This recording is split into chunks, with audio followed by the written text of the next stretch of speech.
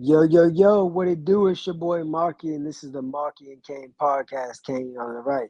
You already know what time it is. This episode number 111. So, with that being said, without further ado, I'm going to pass the mic over to Kane, let him say what he got to say, and then we're going to get started like we never departed. Yeah, no. You already know what time it is. We're back at the Stars No Game on the Ground from Hunger House. We just got the pounder ready for the next round, man. And all y'all weirdos will be asking gay ass questions. Stay your motherfucking ass on the other side of the train tracks, would you? Facts. Now, with that being said, Kane, what you got to talk about today?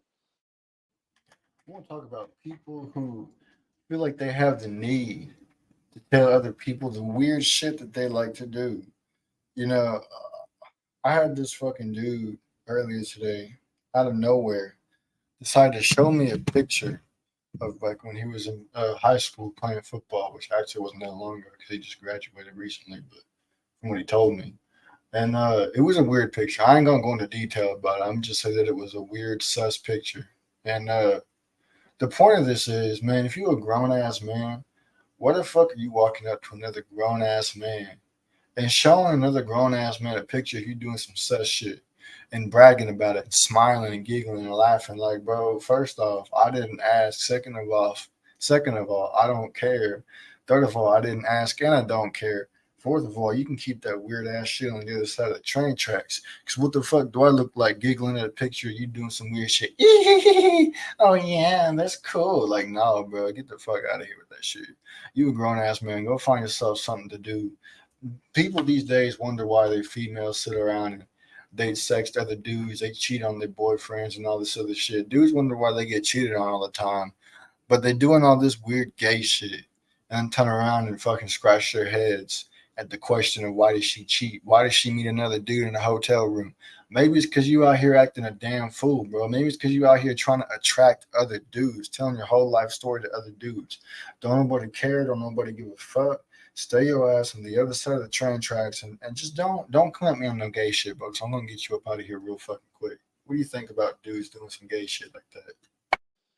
I think, man, the homosexual spirit is very well and alive, and a lot of guys do things to get the approval of others in weird ways. It's not even about doing something productive or doing something monumental. Yeah. No, it's always some shit where it's like, hey, man, look at me. I want attention. And it's just crazy that we live in a time where guys want attention of other guys more than they even want by their kids than their female or a potential female that they could have or their parents or anything. All they want is attention from another nigga. I mean, there's so many times where people say, "Hey, I don't like something," but the same thing they claim not to like, they're trying to be noticed by. So I think it's just the attention-seeking, distorted era that we're living in, where we have a lot of goofy ass people out here, and that's the reason why more and more as time goes by, you understand what path you're on and what path they're on. So the more and more that you realize that, you tell yourself, man, whatever I'm doing, if I don't have to do this, I should probably stop doing it because I'd rather stop doing this and keep to myself than do this and be around weird ass people like this. That's a fact, bro. But it's just like, damn, the audacity that some of these people have, and this goofiness in their mind of getting mad and upset when the girl cheated on them. Like, man, what the fuck do you expect, bro? But at the end of the day, people are gonna do the goofy shit that they do. There's nothing you can do about it. You just call it out, keep on trucking. So with that being said, I'm gonna pass the mic back over to you, and we'll see what you got to talk about tonight. This hurricane and this uh, earthquake situation don't make sense. To me, it seems like another planned disaster. You know, all this stuff does not seem natural. It seems like it was orchestrated by some technology of the powers that be. So when you really sit back and you see the situation happen in Hawaii, when you see the situation that happened in LA, it just seems too good to be true.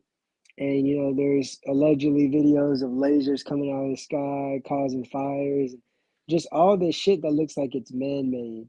And the media will have, average sheeple believing that, oh my gosh, this happened, oh my gosh, that happened.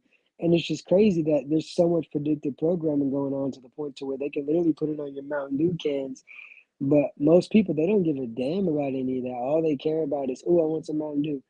Ooh, I want to watch TV. Ooh, I want to keep scrolling. So they don't actually look at things for what they are and they believe whatever they're told. And that's the reason why, the powers that be are able to do what they do because they understand that even though they tell us about it, we're not going to take it serious because we're too distracted. So, what do you think about this whole situation with the hurricane and the earthquake and the fires and the Mountain Dew? What do you think about all that shit? I've seen a couple of people on social media talk about how they seen a beam, I guess you could call it a beam ray or whatever the fuck you want to call it. It hit the ground and it set shit on fire. Now I don't know exactly how true it is, but when none of the major politicians' houses over there in Hawaii got burnt down, got set on fire, or whatever, it raises a whole lot of red flags and it raises a whole lot of questions as to what the hell is going on. Because ain't no way in hell the only houses that didn't burn down was all the fucking political figures' houses that didn't get touched. As far as the hurricane goes and the earthquake, man, California got a hurricane and the earthquake at the same time, which tells me that they got some shit going on that needs to be eradicated. Now, whether or not it's the powers that be, the people who control the world, control the fucking weather and shit, whether or not they're the ones that are doing that, or it's God punishing California for being such a corrupt ass state. Either way, California getting hit hard because of all the bullshit that they be housing over there in that state. So I think it's been a while coming for California to be getting hit pretty hard. And honestly, I wouldn't be surprised if it ends up falling off into the ocean over there. Don't be surprised if one day you wake up to see in the news that there's nothing left over there because it all fell into the water because of all the corrupt bullshit, all the Hollywood bullshit that they be having going on over there. They house a whole lot of homosexuality, a whole lot of transgenderism, a whole lot of bullshit. Uh, it's a whole lot of demonic stuff that goes on over there. So don't be surprised if California drops off the face of the earth one day.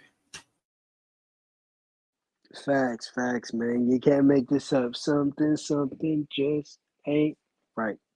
So with that being said, man, you already know what time it is. You've now tuned in to another edition of the Maki and Kane podcast, episode 111. The Kane Show will be taking place soon, along with the Maki Show. So with that being said, stay tuned. And if you don't like it, well, tune out. But we know you won't because you're addicted.